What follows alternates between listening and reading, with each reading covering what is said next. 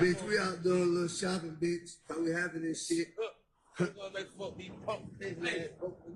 Tell him I said we ain't gonna make a phone, man. We're doing a lot of little shopping. How you doing? Fucking up Scott. Chinchilla in the shop. Yeah, turn up.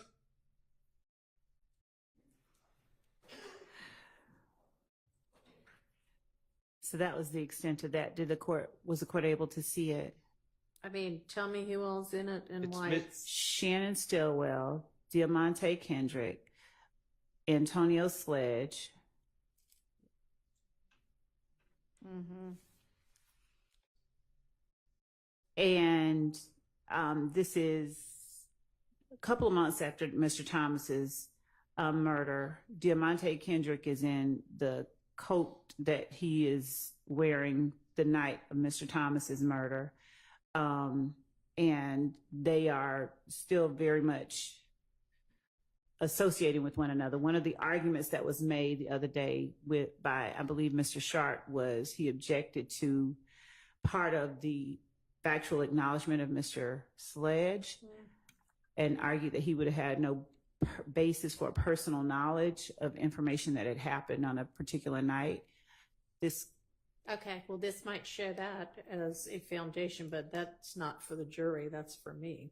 So no, I'm just, as far as relevance goes, it would be relevant for those purposes. We've just seen co-counsel is emphasizing that jacket being the jacket that he was wearing. Mr. Kendrick, if we need to rewind it, we can show you. I saw it. Excuse me, I don't believe that's the same coat. I believe it's arguably similar, but I don't believe it's the same coat. How do y'all know what he was wearing that night anyway? What evidence is in or going to be in? It's on video. He's clearly walking into a store that's a few 100 feet away from Mr. And that's clearly him. And so what does it matter that he's wearing the same coat later? It's his coat. I mean, why does that matter? No, just I mean, seriously. In terms of one identification, I understand that the court is saying you can see him clearly on the photograph in the surveillance video, but also he's with Mr. Stillwell, who is also alleged to have committed the act with him 2 months afterwards, and he's with Mr. Sledge. So when Mr. Sledge gets on the stand and tells the jury, or whether he does or doesn't acknowledge that he knows.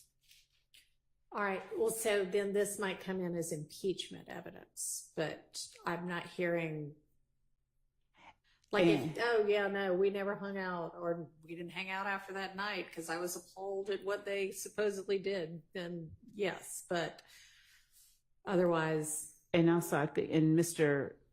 Kendrick filed an alibi notice as well regarding where he was at the time of the murder. So okay, but it wasn't. This has no relevance to his alibi. Not directly, just that it's further proof that that's him in the video and him at the location and him right there 6 minutes before the murder. Okay, so then back to the coat being the thing that matters then. Yes. I guess if your client, Mr. Weinstein, is saying I wasn't. He's not denying being at the gas station. It's in the video. You can clearly see that he is walking into the gas station. What's his alibi then? Maybe I'll need to go look up the alibi notice. He was with Miss Morton later that night. So it doesn't cover the time of No, he was with Miss Morton at the time of the murder. Okay. What time? But what the coats have to do with this, I have no idea. What a March video has to do with his alibi on January the 10th. Right. What's the time of the gas station video? At the time, it was at the time of the murder. It was 6 minutes before the murder. Okay. Your Honor. No, hang on just a second. Sorry. And then is Mr. Kendrick's alibi that I may have been at the gas station 6 minutes before, but 4 minutes before, through the time of the murder, I was with somebody else somewhere else?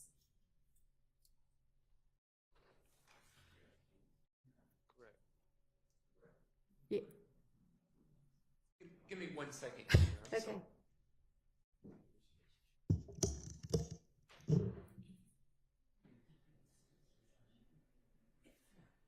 Yeah.